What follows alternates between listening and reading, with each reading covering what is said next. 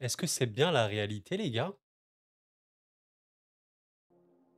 Mesdames, messieurs, moment historique dans l'histoire du football, encore une fois. Mais vous ne rêvez pas. En vrai, ce running gag, je le fais à chaque fois, mais je vais arrêter de le faire, je pense. Parce que, est-ce la révolution? Le prime, mesdames, messieurs, Randal Kolo Muani et Ousmane Dembélé ont marqué ensemble dans un même match. Nous vivons une heure historique. Voilà, là, je pense que la Terre s'est arrêtée, le monde du football vient de s'arrêter. Je rappelle quelque chose. Il y a eu Le Havre PSG en tout début de saison où les deux avaient marqué, mais Colo, c'était sur penalty. Là, je vous pose la question, vraiment, et je vous jure que j'ai cherché. Est-ce qu'il y a eu un match où Kolo Muani et Ousmane Dembélé, les deux ont marqué ensemble? Je n'ai pas trouvé. On va pas compter celui qu'on a là parce qu'il y avait un penalty. Mais je veux dire, dans le jeu, c'est historique, c'est un moment historique. Bon, en tout cas, mes chers amis, j'espère vraiment que vous allez bien. Je vous souhaite une excellente vidéo. Je vais arrêter ce running gag parce que ben, c'est le prime. Kolo et Ousmane, ils vont marquer tout le temps. Maintenant, c'est l'histoire qui s'écrit. Mais en tout cas, très bon match. Moi, je suis là, voilà. Je regardais des big Saint-Marin-Liechtenstein, Liechtenstein-Gibraltar. Ouais, j'ai que ça à faire de ma life, hein, surtout pendant la trêve internationale. Mais France-Belgique, 25 tirs à 9. 9 tirs cadrés à 4. Alors, je sais qu'il y a pas mal de Belges qui me suivent sur cette chaîne. J'ai une pensée pour vous parce que l'état de la sélection belge, je ne saurais pas vous dire où ça va aller. On va surtout parler de l'équipe de France. On pourrait en parler tranquillement. Bon, en ce moment, j'ai pas trop le temps de répondre à tous les commentaires, mais on en reparlera de la Belgique, c'est sûr. Ça a été un match largement dominé par les Bleus. Au niveau des expected goals, bon, 1,77. Alors, on pourrait dire que pour 25 tirs, c'est pas si bon. Mais en même temps, il y a eu énormément de frappes lointaines, donc c'est normal. Ça a été un match globalement dominé, malgré un premier quart d'heure qui a été plus ou moins compliqué. Mais voilà, je vous invite à vous poser et à me dire un petit peu, ben, comment on a trouvé ce match-là, les gars? C'est particulier. Honnêtement, c'est particulier parce que bon, c'est vrai que la compo de base, on pouvait être en mode ouh là là, ça va être sombre, machin. Mais contrairement au match contre l'Italie, bah, avant de vous dire un petit peu ma réflexion, qu'est-ce que pour vous, c'est quoi la différence entre cette composition-là de l'équipe de France? Alors ne faites pas attention au système 4-2-3-1 et tout, ça c'est les animations et tout, c'est différent. Mais par rapport aux joueurs placés, quelle est pour vous la différence majeure entre ce 11 titulaire et ce 11 titulaire-là? Je vous laisse répondre avant d'avoir ma réponse et voilà, vous me dites un petit peu si vous êtes d'accord. Ben, c'est très très simple. Contre l'Italie, on a quatre attaquants de métier. Voilà, Bradley, Michael, Antoine et Kylian sont clairement des attaquants. Bon, contre la Belgique, Ousmane, Randall et Marcus sont les titulaires offensifs. Et pour le coup, tu consolides le milieu de terrain. Ça, c'est vieux comme l'histoire du football, hein. Plus tu as un milieu de terrain, on va dire, qui est dense, ouais, plus tu peux avoir, on va dire, soit du contrôle sur le ballon, soit on va dire un peu plus de jus, de densité, voilà, à essayer de chercher les ballons. Et forcément, ça peut améliorer ta structure. Alors, ça ne le fait pas tout le temps, parce qu'il faut voir également l'équipe adverse. Mais voilà, l'équipe de France, qui avait affronté ouais, une équipe qui était plutôt bonne, qui avait affronté un Sandro Tonali notamment en feu, hein, il faut le dire, il était exceptionnel ce soir-là. Bon, là, il n'y avait pas Fofana et Kanté, alors Kanté a joué contre la Belgique, mais Fofana Kanté, ce double pivot, s'est fait laver, hein, voilà, qu'on soit très très clair, ils se sont fait laver contre l'Italie. Et malheureusement, avant, il y avait un peu l'Antoine Griezmann Prime, qui même s'il ne marquait pas, il était tellement énorme dans la contribution défensive. Globalement, voilà, il pouvait énormément récupérer de ballons, énormément faire des replis et tout. Bon, ça a été moins le cas. Et ben là, malgré un premier temps qui a été compliqué, voilà, Koné, il a vécu un début de match compliqué. Et au final, il fait un super bon match. Honnêtement, je pense qu'il fait un super bon match. Alors, je vous avoue que j'ai même pas regardé, ça me choquerait pas au niveau des stats, si on regarde un petit peu les stats défensives notamment. Ben voilà, ça m'étonne pas du tout. Kouadio Koné, donc Kouadio c'est son vrai prénom, hein, mais il s'appelle Kouadio Emmanuel Koné, je crois de mémoire. Donc Koné, on voit que c'est celui qui a fait le plus d'actions défensives avec Jules Condé. Ah là là là là, le Jules. Petit aparté, Jules Condé, les gars, ça devient un coup de cœur en équipe de France. Il était tellement décrié, critiqué, plus ou moins à juste titre, hein. Honnêtement, oui, le joueur pouvait faire débat. Mais c'est vrai qu'actuellement, oh là là, Jules, il est quand même assez dingue. Et voilà, Koné, 10 récupérations. 10 récupérations, les gars. J'aurais pas cru autant. Ah ouais, ok, ah ouais, d'accord. Il a vraiment fait un match énorme sur l'activité défensive. Koné, j'aurais pas cru, mais il a fait 10 récupérations. C'est plus que Castells, le gardien belge, et c'est évidemment moins que Mike. Regardez le deuxième joueur de chance, c'est Jules Condé avec 4 récup.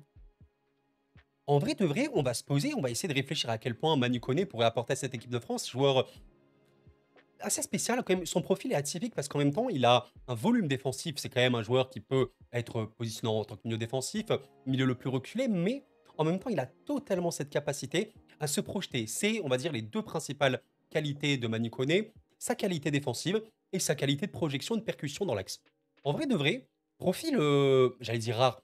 Voilà, je connais pas tous les joueurs du monde, mais c'est un profil assez cool, je trouve. Et ça se voit sur Football Ref, hein. Là, vous avez les stats de Manu Koné. Alors voilà, c'est clairement pas le milieu qui touche le plus de ballons. Là, il est comparé au milieu du top 5 européen. Mais par contre, c'est un gros dribbleur. Il dribble énormément. On l'a bien remarqué, même sur ce match-là contre la Belgique. Alors, il a forcément du déchet. 58% en dribble réussi, pourcentage. C'est moindre, mais il dribble énormément. On voit ici ce qui est vraiment intéressant, c'est sa position progressive. C'est chevauché dans la surface de réparation. Il en fait vraiment pas mal. Et tu peux voilà, coupler à ça sa qualité défensive. Il peut évidemment se manquer, louper des duels et tout, mais il est actif, voilà. Après, voilà, il y a toujours, enfin, toujours, j'allais dire non, il y a ce problème à la passe. C'est clairement pas un bon passeur. On verra bien à quel point il peut progresser, mais intéressant. Et je m'attendais pas à voir 10 récup. Ça a été énorme. On a quand même senti qu'il avait récupéré des ballons, mais 10, c'est très très beau. On peut noter, voilà, quand même, il s'est fait dribbler 3 fois. Alors forcément, c'est un joueur, vous l'avez remarqué, qui prend des risques. Je pense qu'on va remarquer sur Football Ref un truc rapidement au niveau du déchet. C'est un joueur qui a beaucoup de déchets. On va, je pense, le trouver bah, ici, regardez. Regardez un petit peu, mauvais contrôle et perte de balle. Il fait partie des pires. Il rate, enfin, il a beaucoup, beaucoup, beaucoup de mauvais contrôles et il perd énormément le ballon. Enfin, c'est littéralement le milieu qui en perd le plus. Donc, c'est assez spécial. Moi, j'aime quand même ce genre de joueurs qui prennent des risques. On verra à quel point il aura une importance en équipe de France. Mais voilà, c'est vrai que c'était globalement un match intéressant, qui était quand même, allez, j'allais dire maîtrisé. Il y a eu des moments, voilà, la Belgique qui s'est procuré des occasions avec De Bruyne en maître à jouer, bien évidemment. Maintenant, c'était un match assez OK. Même Guendouzi et Kanté, enfin, moi, je les ai trouvés pertinents. Guendouzi, on sait qu'il peut avoir un volume assez énorme. Kanté, c'est aussi dans la projection. Enfin, je trouve que les trois peuvent se projeter très bien. Et vous savez, on avait parlé un petit peu la dernière fois à quel point on pouvait imaginer cette équipe de France, de quelle manière. Bon, je vous avais proposé cette composition titulaire Kamavinga, Chouameni, Warren. Alors, j'ai mis Warren comme ça, mais ça peut être quelqu'un d'autre. Moi, je pense que Chouameni et Kamavinga, ah, dans ma tête, ils sont un peu les parts titulaires. En fait, Kamavinga, ben, voyez ce que fait Manu Koné, on va dire dans l'intensité, dans le volume défensif global, mais surtout dans la projection. Kamavinga le fait en mieux, je pense, c'est vraiment mieux sur beaucoup, beaucoup d'autres aspects. Donc voilà, mais ça peut, les deux, je pense, peuvent jouer ensemble totalement. Mais c'est vrai que la question, c'est vraiment l'attaque, quoi. L'attaque, parce que là, voilà, j'ai mis Barcola, Kylian, Dembélé. C'est compliqué, quoi. Enfin, je vous pose la question. Imaginez, vous êtes Didier Deschamps. Ce n'est pas le cas, évidemment, mais vous devez aligner la meilleure attaque des Bleus.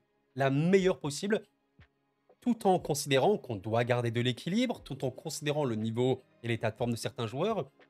Moi, je suis chaud et je suis OK pour dire, bah allez, tu mets Ousmane, tu mets Bradley, tu mets Kylian, voilà l'attaque du PSG la saison dernière, et bah, tu rajoutes Michael Olise, 4-2-3-1, mais il faut un double pivot énorme. Ah, je sais pas. Admettons que là, bah voilà, allez, tu mets Olise comme ça en 10, on va dire. Tu mets Dembélé, Barcola, bon bah Mbappé qui reste un peu dans cette position, voilà, qu'on n'aime pas forcément. Mais voilà, il peut quand même faire le taf. On met quoi du coup en double pivot? Chouameni, Kamavinga? Je suis pas fan. Très honnêtement, voilà, Chouameni, c'est clairement un milieu qui évolue dans un système à 3. Alors quoi, tu mets plus Chouameni, tu mets Kamavinga, Kanté? Ouais, encore une fois, milieu à deux. En fait, un double pivot, c'est tellement spécifique. Il faut aussi quand même une contribution défensive des attaquants qui est importante. Je pense vraiment aussi pour l'équilibre. Alors, Barcola, c'est un des meilleurs sur ce registre-là. Il faut voir à quel point Dembélé peut apporter. Bon, Olise, je vous avoue, je ne sais pas. Et Kylian, clairement, ne fait pas d'effort, mais c'est compliqué.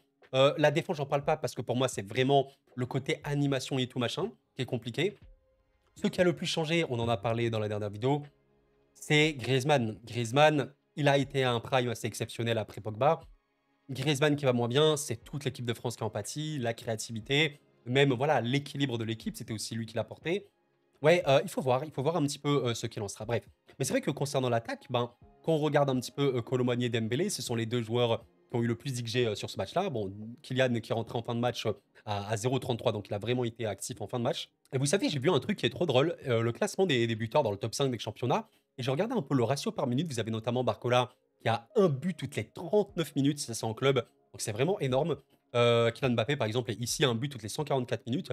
Et j'ai vu que Colo, bah, avait marqué un but, toutes les 54-7 minutes. Bon, là, on est vraiment en début de saison, donc voilà, c'est pas non plus, le truc le plus révélateur. Mais je suis parti voir le match contre le Havre et en vrai de vrai, j'étais, étonné que Kolo avait autant d'XG. C'est vrai qu'il a eu des ratés énormes. Je rappelle au cas où, hein, pour les gens qui ne seraient pas encore familiarisés avec les XG, c'est tout simplement la qualité de vos occasions. Si vous êtes à bout portant, à 6 mètres devant le gardien, bah, vous avez un XG énormissime, tout simplement, voilà.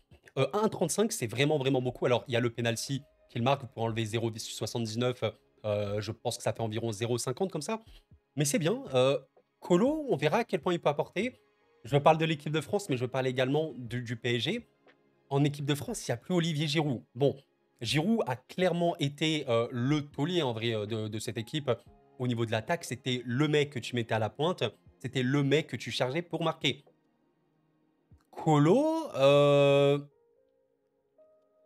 à sa décharge, il y a des occasions, quoi. C'est ça qui est assez dingue, il y a des occasions. Mais c'est vrai que quand tu vois notamment ça, Randal Colomani a marqué lors de des 5, pardon, de ses 6 dernières titularisations avec les Bleus. Je bégaye un petit peu. Quand on voit le début de saison qu'il fait avec le PSG, alors il a été titulaire contre le Havre, il est rentré en fin de match contre le LOSC.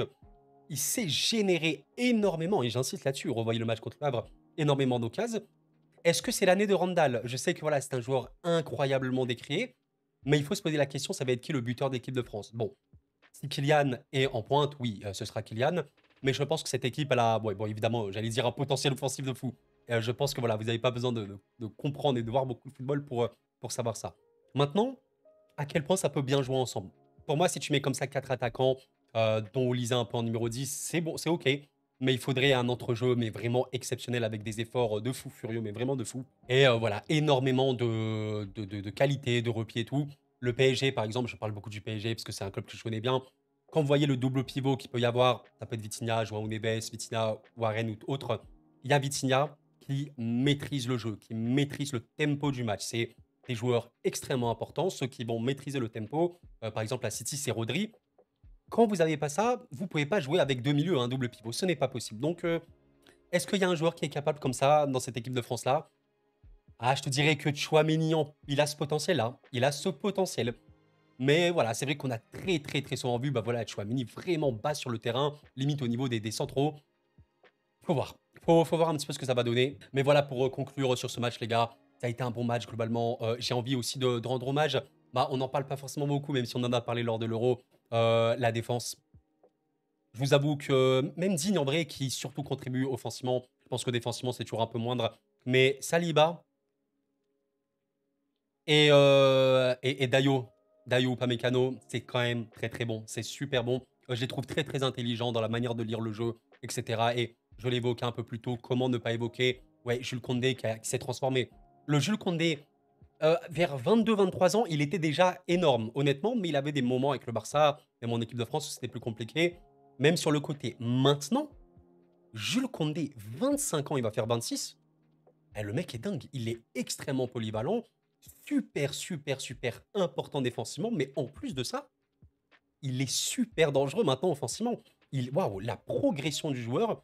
Et ça, c'est beau. C'est pour ça qu'il faut aussi regarder le football, vous savez, dans l'aspect un petit peu continuité, l'évolution. Un joueur aujourd'hui, ça va pas être le même joueur dans 1 an, dans 2 ans, dans 5 ans. Évidemment, regardez Jules Koundé il y a 2 3 ans, regardez Jules Koundé maintenant. J'allais dire, est-ce que c'est le meilleur joueur latéral du monde? Je ne vais pas aller jusque-là. Mais en tout cas, niveau polyvalence, s'adapter à n'importe quel système et tout, ouais, je mettrais Jules Koundé largement parmi les premiers choix. Franchement, bravo, hein, mon gars, tu es énorme. Et c'est beau, j'apprécie beaucoup, beaucoup, beaucoup cette défense. J'ai vu cette stat qui est effrayante, mais qui, en vrai, me choque un petit peu, mais pas dans le fond. La France a réalisé 12 clean sheets lors de ses 15 derniers matchs avec Dayo ou Pamecano. Et vous savez, c'est quoi le pire? Il me semble, vous me dites un petit peu si je me trompe, les matchs où l'équipe de France a pris un but avec Upamecano, bah, c'était souvent quand il faisait une erreur de mémoire. Et en fait, c'est ça qui est dingue. Vous le savez, Upamecano et même les défenseurs de l'équipe de France, dans le monde du football, c'est ceux qui ont la valeur marchande la plus élevée, hein. De mémoire, c'est vraiment, vraiment extrême. On va aller directement voir l'effectif de l'équipe de France. Je pense qu'ils ont vraiment des... Voilà. William Saliba, il est coté à 80 millions. Bon, alors lui, c'est un délire, hein. Je crois que c'est littéralement le défenseur avec la cote la plus élevée. Vous avez Upamecano à 45 millions. Il me semble, voilà, il était plus haut. Il était à 60 millions. Mais voilà, le fait que ça peut un peu tourner, les erreurs. En fait, Upamecano, c'est dingue, mais je crois que ce mec-là, tu lui enlèves les erreurs. J'allais dire, il a pas de point faible, mais en tout cas, il est dingue. Le mec est dingue. En vrai de vrai, voilà, quand tu vois les autres défenseurs, Konaté, évidemment, il a également une cote très très très élevée. Théo, bon, évidemment, lui, il est quand même très très offensif. Je cherche un peu Koundé. Koundé, il a 45. En vrai de vrai, alors il était à 60 à une époque, hein. Ah ouais, quand même, purée là, vraiment. Je sais pas pourquoi il a diminué un peu, je saurais pas vous dire. Mais j'avais l'impression quand même que... Ouais, je sais pas, pour moi il était plus bas, mais au final il était plus haut, donc on verra s'il va remonter. Mais ouais, malgré ça, je pense qu'il a toujours eu, il a vraiment une progression, ce mec-là, surtout dans la polyvalence. Ah, il y a une défense de fou. Et cette équipe de France, alors on posait un portrait assez sombre hein, contre l'Italie. Peut-être voilà aussi un match sans. Les joueurs ils voulaient pas jouer. L'Italie c'était aussi revanchard et tout. Bon, sans rien leur enlever évidemment à leur performance. Mais je suis en train de me dire, on verra ce que va faire Didier. Mais purée l'effectif quoi. Putain, mais les gars, enfin, les défenseurs centraux sont choquants. Les gardiens sont choquants. Les latéraux, c'est peut-être la faiblesse, mais Théo, Hernandez plus Jules Koundé, c'est choquant honnêtement. Ouais, le milieu de terrain, il y a trop de densité, il y a trop de joueurs avec des profils différents. Tu peux concocter des trucs. D'ailleurs, c'est drôle les gars, mais je crois que le milieu avec la valeur marchande la plus élevée, c'est Warren, à 60 millions. Assez dingue. Et bon, bah évidemment, la qualité offensive n'a pas de sens. Pour conclure, je dirais quand même les gars, je pense que ça doit être la fin d'Antoine Griezmann. Alors c'est un peu un crève-cœur de dire ça, mais il y a une fin à tout. Antoine Griezmann, vous me dites un petit peu ce que vous en pensez, mais il a fait son temps. Il a fait son temps et la nouvelle ère, on voit cet effectif. Ouais, c'est un effectif très jeune, très très jeune. Regardez un petit peu les joueurs de plus de 30 ans. Alors, il y a Jonathan Klaus, qui je pense n'est pas non plus le taulier, même s'il peut avoir des très bons moments. Il est assez inconstant, malheureusement. Vous avez Lucas Digne, bon, voilà, qui est arrivé. Dans l'absolu, je pense pas que c'est le titulaire. Alphonse Areola, je vais pas le compter évidemment, et les gardiens, c'est différent. Mais à part ça, les joueurs qui ont plus de 30 ans, bah, il n'y en a pas. À part Antoine Griezmann. Littéralement, je suis en train de revoir. Ah, il y a quand même N'Golo. Alors, c'est vrai que le cas N'Golo, je vais pas le développer ici parce qu'il est assez spécial. Mais Griezmann, c'est vrai que se dire que ça peut faire peur, comment tu vas le remplacer dans l'aspect créativité. Moi, je pense, personnellement, que si tu repasses sur un truc un peu plus classique, on va dire, voilà, un sort de 4-3-3, 3 milieux de terrain, 3 offensifs, bon, ben, au milieu de terrain, tu auras le joueur qui va percuter. À un moment, je suis désolé, mais il y a quand même de la créativité. Bah voilà, on a pu le noter chez Manu Koné aujourd'hui. Fofana dans l'absolu, alors il a fait un match ignoble contre l'Italie, mais ce mec, niveau percussion, bah, il est largement parmi, je pense, les références en Europe. Euh, Kamavinga à son retour, est-ce que j'ai besoin de l'évoquer? Non, franchement, il y a cette qualité quand même. Mais il faut que ça joue bien. Et les attaquants doivent également beaucoup contribuer à ça. On a vu quand même que Dembélé et Kolo, au-delà de leur but aujourd'hui contre la Belgique, ça jouait bien. Purée, c'était propre. J'ai même pas parlé de Thuram, qui je sais également extrêmement décrié, même s'il est vraiment incroyable en Italie. Il joue dans un système assez particulier avec Lautaro Martinez. Ça joue au football, quoi. Et on a vu ça. Il faudrait voir un petit peu comment va évoluer Kylian. Ça va être un des moments les plus importants déjà de sa carrière à lui. Mais pour l'équipe de France, pour bien faire la transition voilà, de l'après-Griezmann, il faut que Kylian arrive complètement à jouer, se sente à l'aise, euh, arrive à avoir beaucoup moins de déchets, arrive à être voilà à faire les bons choix et peut-être changer un petit peu dans sa manière de jouer. Quand je dis ça, vous avez, je pense, souvent remarqué Kylian Mbappé qui est sur le terrain, qui demande le ballon, mais qui est arrêté, qui ne prend plus la profondeur ou quoi. Enfin, faut aller sur le défenseur. Faut pas hésiter à faire le duel. Je vais rien lui apprendre. Hein, il connaît son métier, je pense. Bon, bah écoutez, je pense que voilà, il y a de très belles choses. J'ai hâte de voir en vrai, mais ouais, c'est vrai que si on reparle un peu de la compo titulaire, Olysée en joueur en mode ultra luxe de banc, ouais, bah, c'est un truc de fou. Après, bon, bah, tu peux mettre Olysée par Cola Mbappé, hein, pour moi, ça passe totalement. C'est des jokers de luxe, hein, de toute façon, hein, c'est un effectif de fou. Mais avoir un gros milieu et Chouameni, Kamavinga, Kanté, bah déjà, ça me paraît très bien. Faudrait voir à quel point Kamavinga, pour moi, c'est une des clés de cette équipe, à quel point il peut apporter. Voilà, vous me dites tout ça tranquillement, si jamais. Bref, c'est la fin de la vidéo. J'ai un dernier message pour vous. J'ai reçu vraiment beaucoup de commentaires par rapport à l'équipe de France, en parler et tout. Je l'ai lu, je les ai lus, mais je peux pas répondre. Il y en a vraiment trop. Je vous remercie pour votre participation. J'ai vu plusieurs commentaires intéressants concernant l'après Griezmann et tout. Je pense avoir à peu près répondu. On enlève Griezmann, on consolide un peu le milieu et on voit. Ou alors, ouais, tu mets Olysée si tu veux, tu mets 4 attaquants, mais Il faut être sûr que tu as un double pivot de fou. Kamavinga me paraît être une des clés majeures pour tout ça parce qu'il est assez polyvalent, il peut faire beaucoup de choses. On verra bien. Bref. Mes chers amis, merci d'avoir suivi la vidéo. N'hésitez pas à laisser un petit like. C'est la fin de la trêve. Elle va nous manquer cette trêve. On va pleurer. Non, je blague pas du tout. Pas du tout. Et voilà, on va reparler des clubs tranquillement. Il nous attend des choses exceptionnelles. Les Coupes d'Europe, les reprises des championnats. Ça va être merveilleux. Les amis, merci d'avoir suivi la vidéo. C'était qu'on reprenait ça de vous. Et la passion.